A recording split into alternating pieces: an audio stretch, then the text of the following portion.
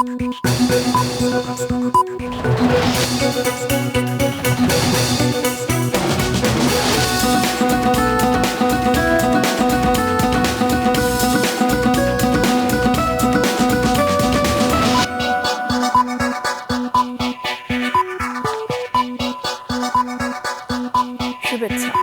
সবাইকে স্বাগত রাতের মাছরাঙা সংবাদে।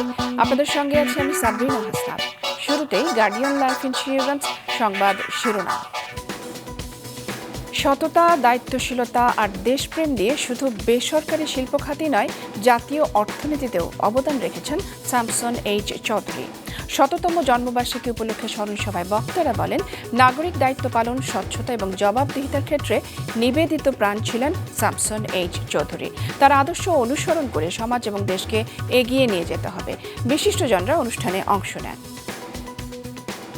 এবং ২৪-এর গণ অভ্যুত্থানকে ইসলামী আন্দোলন হিসেবে অপপ্রচার চালানো হচ্ছে বলেছেন প্রধান উপদেষ্টা ডক্টর মোহাম্মদ ইউনূস। নিউ ইয়র্কে সাক্ষাৎকারে ডক্টর ইউনূস অভিযোগ করেন, তাকেও তালেবান বলা হচ্ছে।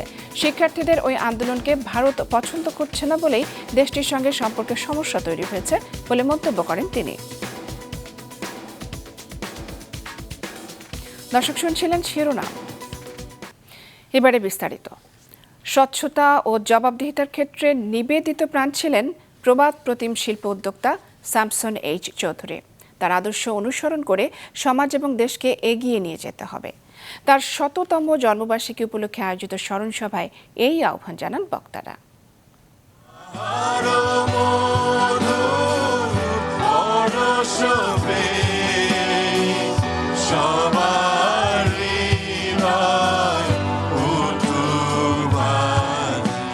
কর্মের মধ্য দিয়ে স্রষ্টার সৃষ্টির আরাধনা করতেন স্যামসন এইচ চৌধুরী। প্রার্থনা সঙ্গীতে সেই স্রষ্টার আরাধনার মধ্য দিয়ে শুরু হয় বিনম্র এই আয়োজন।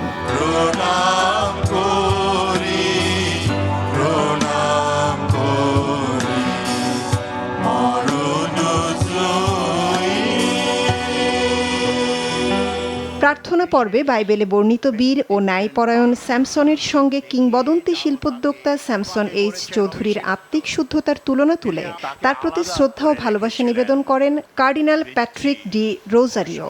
মৃত্যুর পরে আমাদের বিশ্বাস পরমেশ্বর স্যামসন চৌধুরীকে নিজের করে নিয়েছেন এই কথাটি উচ্চারণ করে, এসো তোমরা পিতার আশীর্বাদের পাত্র যারা, যে রাজ্যে তোমাদের দেওয়া হবে বলে রাখা হয়েছে তা তোমরা নিজেদেরই বলে গ্রহণ করো। জগতে ধ্রুবতারা হয়ে ওঠা স্যামসন এইচ চৌধুরী ব্যক্তি ও সামাজিক জীবনেও ছিলেন শুদ্ধাচারী। পরিবারের সদস্যদের স্মৃতিচারণে এদিন তিনি ধরা দিলেন অন্য আলোয়। দাদু ভাইয়ের আমাদের মাঝে নেই, আজ থেকে ৫০ বছর পর হয়তো আমরাও অনেকে এখানে থাকবো না, কিন্তু আমার দৃঢ় বিশ্বাস যে আমাদের পরবর্তী প্রজন্ম দাদু ভাইয়ের আদর্শ, দাদু ভাইয়ের ভ্যালিউসগুলোকে ক্যারি ফরওয়ার্ড করবে এবং স্কয়ার গ্রুপকে, এই দেশের সমাজকে আগিয়ে নিয়ে যাবে। সাথেই আমরা যখন পড়তাম হয়তো উনি বলতে পারতেন যে মুক্তাদি তুমি এটা করে নিয়ে আসো, আমি দেখে দিব। এই কথাটা উনি কিন্তু কোনোদিন বলেন নাই, উনি নিজে ড্রাফট করতেন।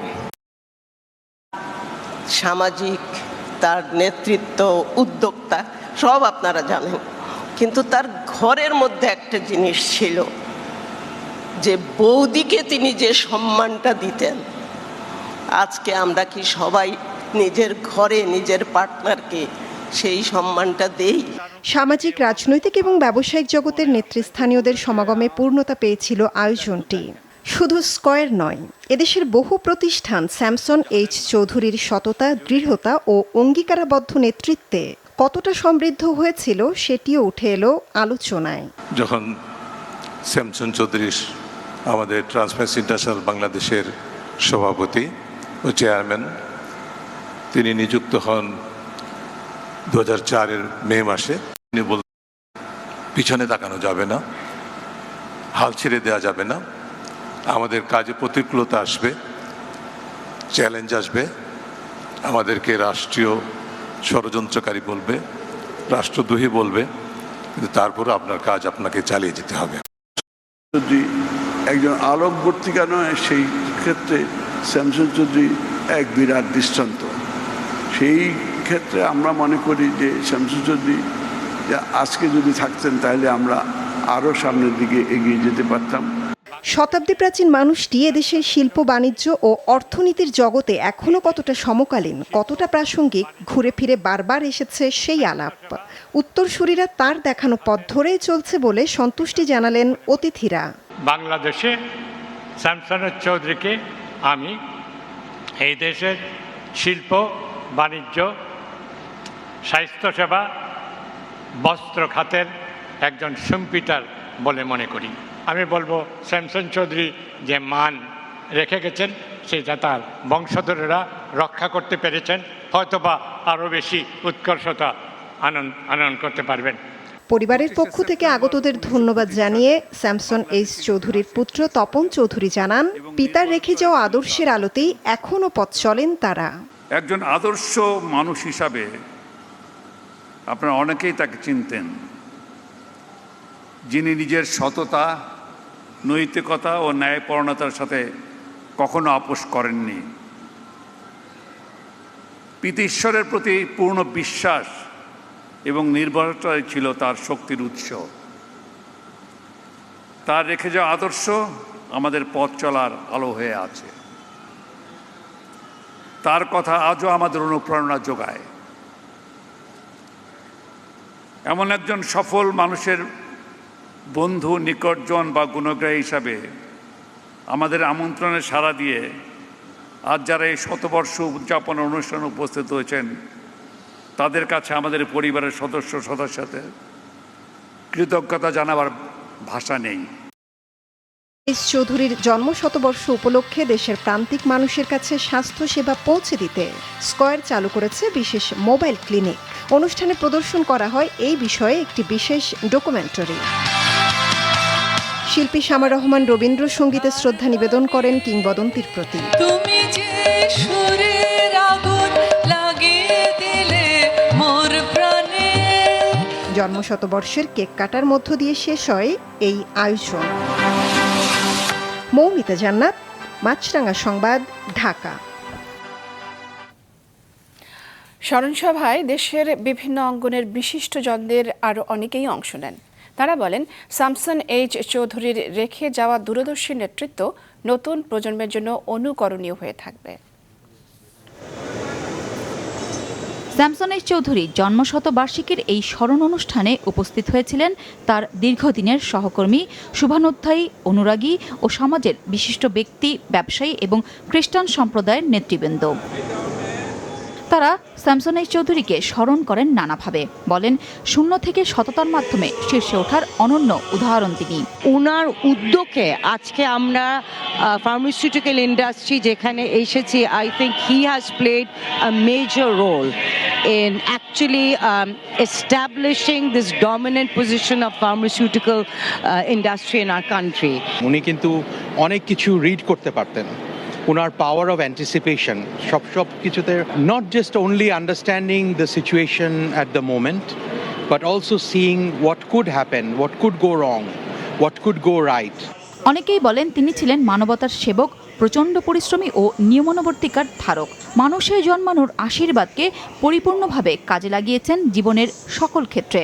উনি যেভাবে ওনার স্কয়ার গ্রুপটাকে গড়ে তুলেছেন, উনি শিকড়টাকে এমনভাবে মজবুত করেছেন, এর ফাউন্ডেশনকে এমনভাবে করেছেন যাতে আমার মনে হয় তাদের আজকের যে দ্বিতীয় প্রজন্ম চালাচ্ছে, তৃতীয় চতুর্থ প্রজন্ম এই ধারাবাহিকতা অব্যাহত রাখতে পারবে। এইভাবে উনি একটা ইনফ্রাস্ট্রাকচার করেছেন। ধারাবাহিকভাবে সাধারণ ব্যবসায়ী নন, সবসময় মানবিকতা, সামাজিক মূল্যবোধ, সমাজের উপকার, এইটার প্রতি তার বেশি লক্ষ্য ছিল। ব্যবসা করে লাভ করে নিজে বড় হবেন, এটা ছিল। There is no alternative to hard work to succeed. এবং এই কথাটাও যদি আমাদের তরুণ সমাজ মনে রেখে কাজ করেন, তাহলে তারা অনেক দূর এগিয়ে যাবেন শামসুন চাচার পথ অনুসরণ করে। তিনি নিজেই একজন প্রতিষ্ঠান ছিলেন এমন বিশেষণ দিয়ে বিশিষ্টজনেরা আরও বলেন, তিনি যে দূরদর্শী নেতৃত্ব রেখে গেছেন তা নতুন প্রজন্মের জন্য অনুকরণীয়, যা দেশকে এগিয়ে নিতে সাহায্য করবে। নুরুন নাহার উইলি, মাছরাঙা সংবাদ, ঢাকা। যুক্তরাষ্ট্রের কোম্পানিগুলোকে বাংলাদেশে আরও বিনিয়োগের আহ্বান জানিয়েছেন প্রধান উপদেষ্টা অধ্যাপক ডক্টর মোহাম্মদ ইউনূস। অন্যদিকে টেকসই উন্নয়ন লক্ষ্য অর্জনে আরও কার্যকর অর্থায়নের গুরুত্ব তুলে ধরেছেন তিনি। নিউ ইয়র্ক সফরে আলাদা অনুষ্ঠানে এসব কথা বলেছেন প্রধান উপদেষ্টা।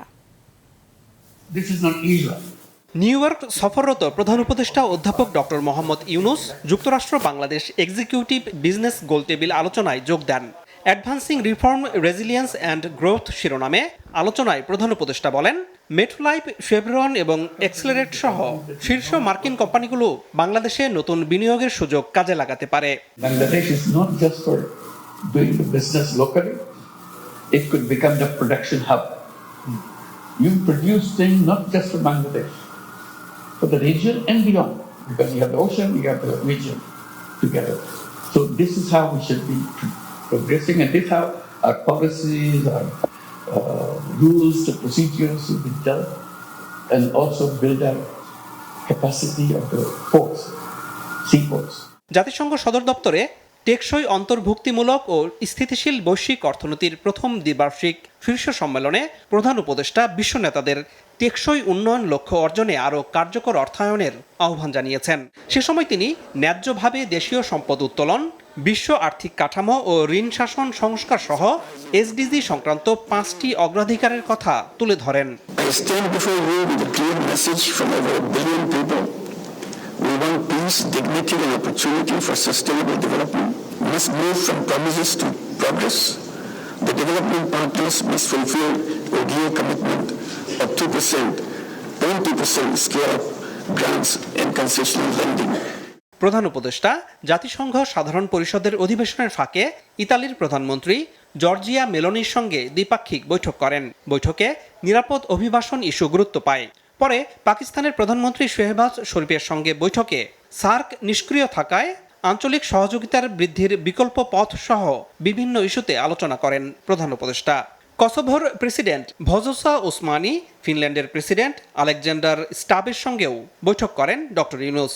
তিনি স্টাবকে জানান, সার্ক পুনরুজ্জীবিত করা এবং সক্রিয়ভাবে আসিয়ানের সদস্যপদ অর্জনের জন্য প্রচেষ্টা চালাচ্ছে সরকার। এছাড়াও ক্লাব ডি মাদ্রিদের সভাপতি ও স্লোভেনিয়ার সাবেক প্রেসিডেন্ট দানিলো তুর্ক ডক্টর ইউনূসের সঙ্গে বৈঠক করেছেন। বৈঠকে দানিলো তুর্ক প্রধান উপদেষ্টাকে ক্লাবের সদস্য হতে আমন্ত্রণ জানান। ক্লাব ডি মাদ্রিদ বিশ্বের বৃহত্তম ফোরাম, যেখানে সাবেক প্রেসিডেন্ট ও প্রধানমন্ত্রীরা নিজেদের অভিজ্ঞতা ও বৈশ্বিক প্রভাব কাজে লাগিয়ে অংশগ্রহণমূলক গণতন্ত্রকে শক্তিশালী করতে কাজ করেন। আনোয়ার হোসেন, মাছরাঙা সংবাদ, ঢাকা। দেশের গণ অভ্যুত্থানকে ইসলামী আন্দোলন বলে অপপ্রচার চালানো হচ্ছে বলে অভিযোগ করেছেন প্রধান উপদেষ্টা অধ্যাপক ডক্টর মোহাম্মদ ইউনূস। এশিয়া সোসাইটির সভাপতি এবং দক্ষিণ কোরিয়ার প্রাক্তন পররাষ্ট্রমন্ত্রী কিউং ওয়া কাংয়ের সঞ্চালনায় নিউ ইয়র্কে এক সাক্ষাৎকার অনুষ্ঠানে ডক্টর ইউনূস বলেন, গণ অভ্যুত্থানকে ইসলামী আন্দোলন এবং তাকে তালেবান হিসেবে অপপ্রচার চালানো হচ্ছে। গত বছরের শিক্ষার্থী আন্দোলনকে ভারত পছন্দ করছে না বলেও জানান তিনি। প্রধান উপদেষ্টা বলেন, আসছে ফেব্রুয়ারিতে জাতীয় নির্বাচন হবে। রাজনৈতিক কারণে সার্ক নিষ্ক্রিয় উল্লেখ করে আঞ্চলিক এই সংস্থাকে সক্রিয় করার উপর জোর দেন তিনি। Making all kinds of propaganda that this is a very bad thing, this is an Islamist movement, and these are the Talibans who took over Bangladesh and so on. They have been trained in. They even say, I'm a Taliban too. We have problems with India right now because they didn't like what the students have done. They're hosting Hasina, who's the former prime minister, who created all this problem and killed the young people. And that creates a lot of tension between India and Bangladesh. সংবিধান অনুযায়ী চলমান পদ্ধতিতে vote হবে বলে জানালেন প্রধান নির্বাচন commissioner AMM Nasiruddin. তিনি বলেন, ফেব্রুয়ারিতেই নির্বাচন হবে, আর এনসিপিকে শাপলা প্রতীক বরাদ্দ দেওয়া হবে কিনা সেই সিদ্ধান্ত হবে কমিশনের বৈঠকে। বিকেলে আগারগাঁওয়ে নির্বাচন ভবনে ব্রিফিংয়ে সিইসি এসব কথা বলেন। কোনো রাজনীতিবিদ এখনো ফাউল খেলার নিয়তে নামবেন এমন কথা বলেন নাই, এমন ওনাদের কর্মকাণ্ডের মাধ্যমেও এমন বোঝা যাচ্ছে না যে ফাউল। ওনারা সঠিকভাবেই পার্টিসিপেট করতে চান, সুন্দরভাবেই খেলতে চান মাঠে, ওনারা যেটা চাচ্ছেন যে একটা লেভেল প্লেয়িং ফিল্ড যাতে হয়, সবাই যাতে সুন্দরভাবে খেলতে পারে, সেই ব্যবস্থাটা করে দেওয়া, সেটা আমরা ইনশাল্লাহ করে দেবো। এবার আন্তর্জাতিক। ভারতের হিমালয় অঞ্চলের লাদাখে সহিংসতা ছড়িয়ে পড়ার পর লেহতে কারফিউ জারি করেছে কেন্দ্রীয় সরকার। রাজ্যের মর্যাদা ফেরত চেয়ে আন্দোলনে নামলে বুধবার পুলিশের সঙ্গে সংঘর্ষে অন্তত 4 জন নিহত হন। জেনজি নেতৃত্বাধীন সহিংস বিক্ষোভের মাধ্যমে উত্তাল হয়ে ওঠে অঞ্চলটি। বিক্ষুব্ধ তরুণরা ভারতীয় প্রধানমন্ত্রী নরেন্দ্র মোদীর নেতৃত্বাধীন ভারতীয় জনতা পার্টি বিজেপির আঞ্চলিক কার্যালয়ে আগুন দেয়। এই ঘটনার জন্য পরিচিত পরিবেশকর্মী এবং শিক্ষাবিদ সোনম ওয়াংচুককে দায়ী করেছে কেন্দ্রীয় সরকার। তবে তিনি অভিযোগ অস্বীকার করে বলেন, বেকারত্ব এবং হতাশাই তরুণদের উত্তেজনার মূল কারণ। এবারে কিউটের সৌজন্যে টি-20 এশিয়া কাপের খবর।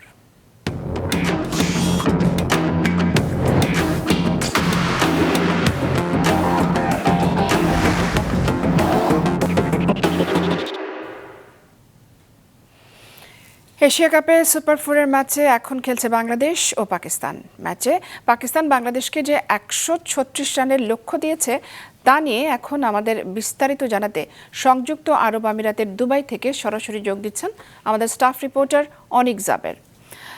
জাবের, জিতলেই ফাইনাল, এই টার্গেট বাংলাদেশের জন্য কতটুকু চ্যালেঞ্জিং? সাবরিনা, এদিন কিন্তু বাংলাদেশ দল প্রথমে বল করতে নেমে শুরু থেকেই পাকিস্তানি ব্যাটারদের চাপে রেখেছিল। একটা সময় গিয়ে মনে হয়েছিল পাকিস্তান 100 রানও করতে পারবে না, তার আগে অল আউট হয়ে যাবে। কিন্তু সেখান থেকে 135 পর্যন্ত পাকিস্তান চলে গিয়েছে। আমরা যদি শেষের দিকে গিয়ে দেখি, বাংলাদেশের বোলাররা শেষের দিকে গিয়ে অতটা ভালো করতে পারেনি। ফিল্ডাররা 2টা ক্যাচ ড্রপ করেছে শাহিন শাহ আফ্রিদির, না হলে কিন্তু স্কোরটা আরো কম হতো। তো বাংলাদেশ এখন যে টার্গেটে ব্যাট করতে নামবে একটু পরেই, সেই টার্গেটটা কিন্তু খুব কম। বাংলাদেশ সহজেই টপকে যাবে যদি ব্যাটাররা দায়িত্ব নিয়ে ব্যাট করতে পারে। গত ভারত ম্যাচে যে উইকেটটা ছিল সেই উইকেটটা কিন্তু আজকে না, এটা অন্য উইকেট।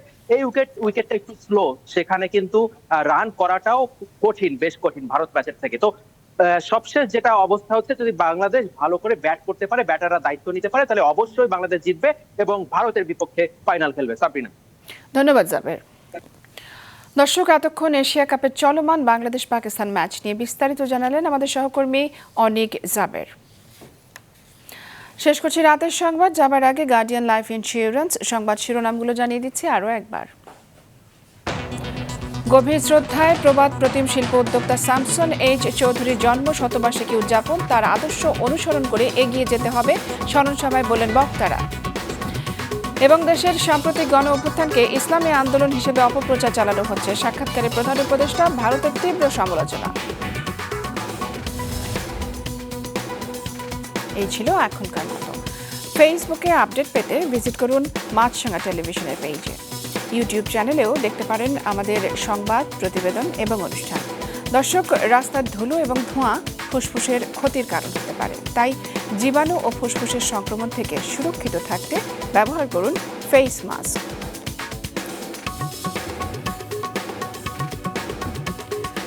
এতক্ষণ সঙ্গে থাকার জন্য ধন্যবাদ।